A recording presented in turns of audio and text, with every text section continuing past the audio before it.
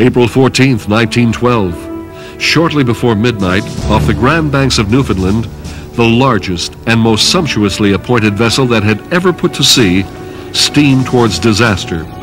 On its maiden voyage, the SS Titanic collided with an iceberg in the North Atlantic, sending more than 1,500 to an icy death. The liner had sailed from Southampton, England, only 4 days earlier, bound for New York City.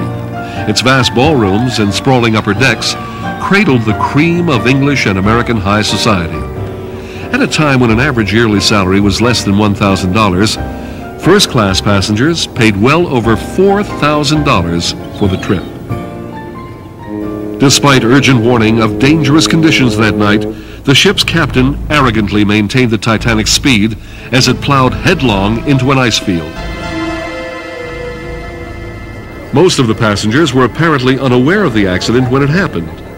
When the giant 46,000-ton ship brushed an iceberg for a mere 10 seconds, it was barely enough of a touch to spill a glass of champagne. But when Thomas Andrews, the engineer who had overseen the building of the Titanic, rushed starboard, he found a 300-foot gash along the hull, open to the sea. Although the ship had been outfitted with every luxury imaginable, lifeboats had not been considered important. The ship was thought to be unsinkable, and there were no lifeboats available for half the people on board. The liner remained afloat for 2 hours and 40 minutes after the impact. Although there was a ship passing nearby, it made no attempt to rescue the sinking vessel. Its radio operator had gone off duty for the night, and the Titanic's desperate calls for help went unheard.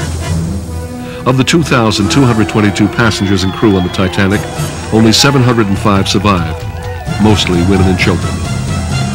As a result of the disaster, international maritime safety rules were changed. 24-hour radio monitoring became mandatory, and adequate lifeboat space is now required for passengers and crews of all ships. Almost 75 years later, an international team of oceanographers located the Titanic resting in several pieces 2 miles down on the ocean floor.